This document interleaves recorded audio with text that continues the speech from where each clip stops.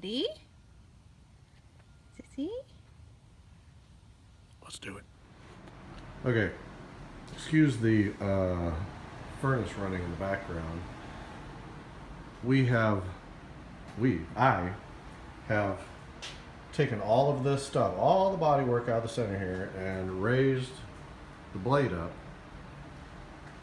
And I just need to take the exhaust off. I've taken the motor mount bolts out. Need to take the belt off. And the wiring. And then we will be pulling this out. I didn't realize, well, I didn't think about the fact that it slopes down in the front. So if nothing else, I can extend that somehow with the plate on the bottom, i.e. the motor mount. But it measures from this side to this side, minus that, because that will be going in a different place. Actually smaller than the 13 horsepower. All right, let's carry on with this project.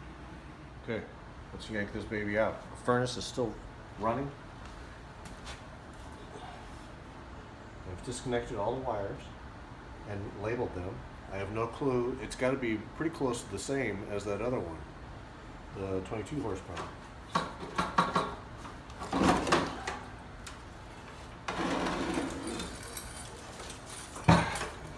Okay, so this thing weighs 60 pounds. That over there, the 22 horsepower, weighs 120 pounds. So it's not like you can just kind of pick it up and move it around. That's why I raised the dozer blade. So here it is. Let's discard that one. And let's put the new one in.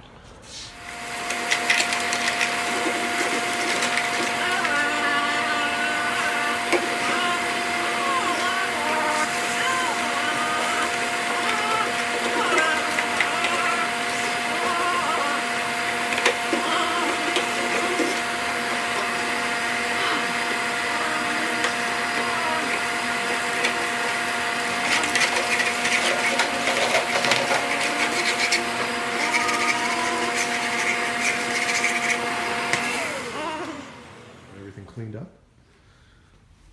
I should come in and paint this, but I'm not going to. So you can kind of see the inner workings inside here. So you take the clamshells off to get your belts in there. Got your handles, springs, got your, so those rods going back are the brakes on both sides. You've got your tensioner wheel down there. It slides back and forth. You've got your adjustment up here on both sides that you can slide those back and forth. I mean, essentially this is an oversized lawn tractor. You got your hydraulic pump, your hydraulic filter. Probably all these lines, most of these lines need to be replaced probably, but we are cleaned up and ready to go. And that used to be all fairly clean, rust-free, because I've replaced the upper shaft. I've replaced a lot of stuff on this thing, the bearings on the side. So it's chain driven down here. You can see that sprocket, and there's a little sprocket up above. I don't know if you can see that. So I've replaced the chain. The sprocket is missing, I think, one tooth, maybe two teeth, and they are very thin.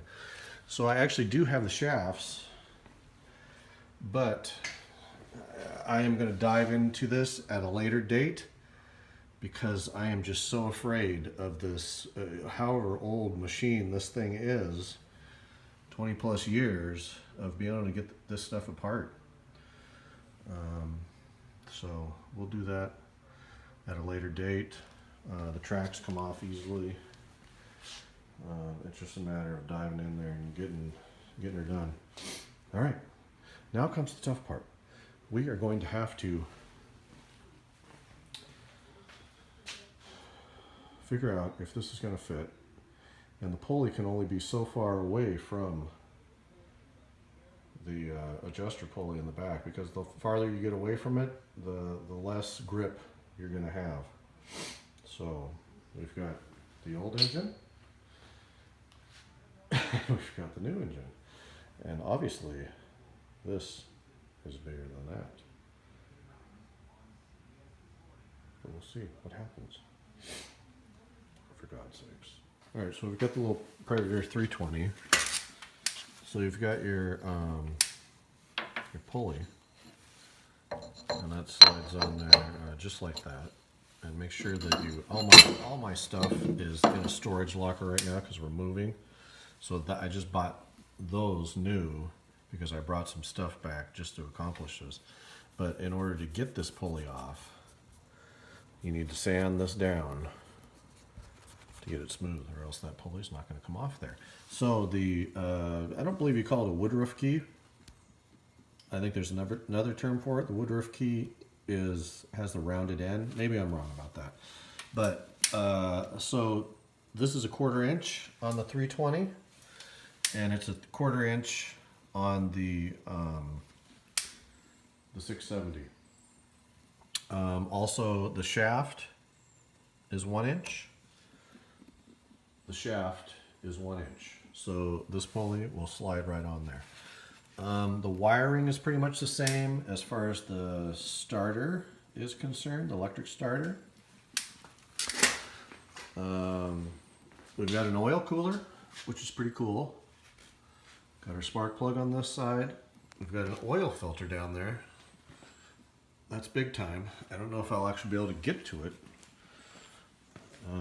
We've got our little electric start, which I've extended the wires, ignition switch under there. This also has the throttle on it and the choke. I'm gonna have to get some new cables to extend up to here. Got our, I'm zooming an air filter up here. Another spark plug on this side. We actually have a dipstick for the oil. That's pretty cool. Yeah, we got the electric starter down there. And I think it's got a tip over sensor that shuts the engine off, which I disabled on the 320. And the exhaust system is going to be technical slightly. I need to find some equivalent tubing, and I don't have the foggiest idea where this thing's going to go. I'm kind of thinking that possibly I might raise the hood up to here, because you've got a cross piece that goes across there that holds, basically holds the two together. Gives it support in the center, and also the hydraulic lines run across the front. So I was kind of thinking about extending the hood up to here, because it sits down in here.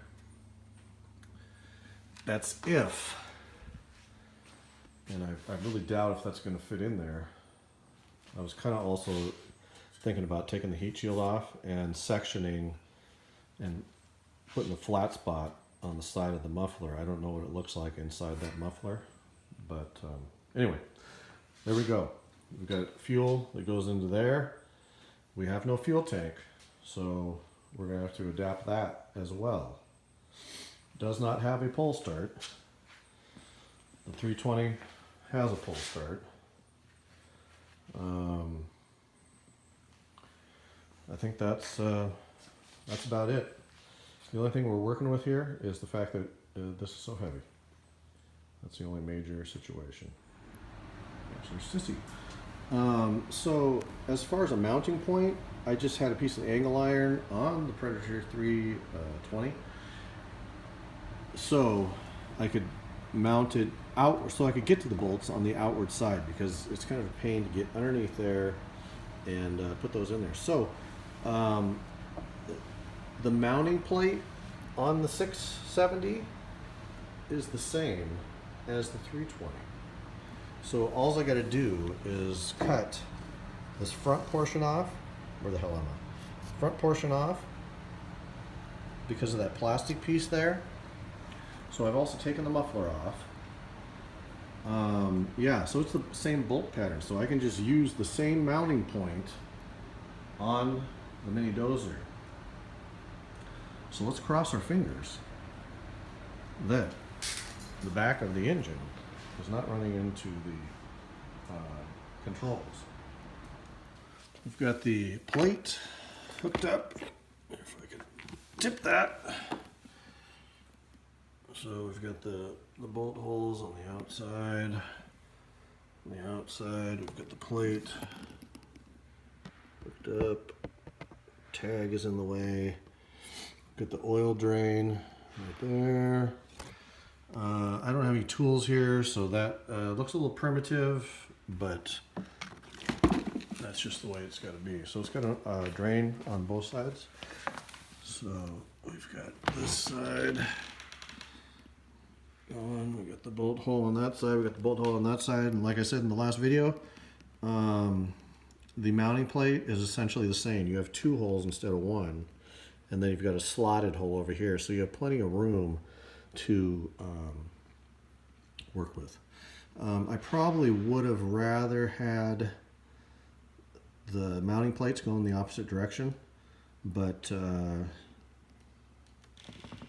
like I said, I have no tools here, so this is just a project to keep me busy until we get to our other house, wherever that might be. Okay, I am seriously stoked. I mean, there is more room. I'm not positive about the front, but it's within reason. I mean, I can work with this.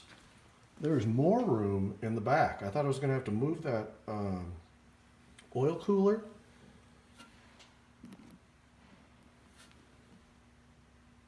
But I believe the pulley is going to be sitting pretty much in the same place. We don't have a lot of room on this side, but we don't need to go over on that side. There's nothing over there that we need to get to. I just need to fabricate the exhaust. So we're coming out of where are we coming out of? We're coming out of right there and right there. So I need to basically put a 90-degree right at the beginning here to come up. And I don't quite know what I'm going to do, whether I'm going to come out of the hood or what. And I don't quite know what I'm going to do with the ignition slash choke slash, I'm going to have to figure that out. But, I mean, seriously, there is more room in this engine compartment than there was before. With not twice as much horsepower, but quite a bit more horsepower. So anyway, we just need to get some fabricating done for the exhaust. So I'm probably gonna cut it off close right there, and then get a 90 that comes up, straight up, and then we'll have to see what happens after that. It's kind of strange because there was only one exhaust gasket on here when I took this off. So, all right. So far, so good. This is a success. I'm stoked. I'm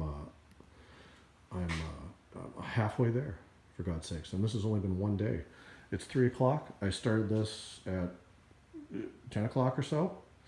I could have done a little bit better job of mounting. I should have painted a lot of other stuff, but I'll take my time from here and get this properly set in there.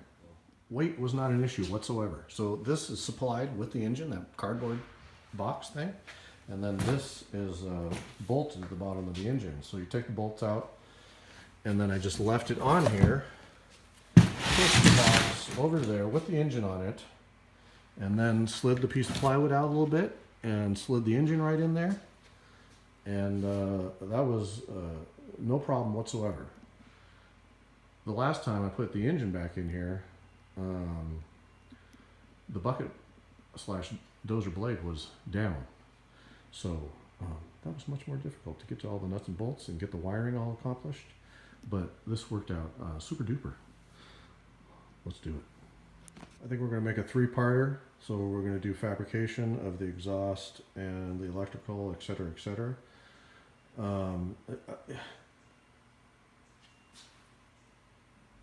That 22 horsepower engine fits in this thing better than the 13 horsepower. The bodywork actually fits onto this dozer. So the hood, basically, it's going to have to come up a ½ inch maybe. It rides on the top of the air filter.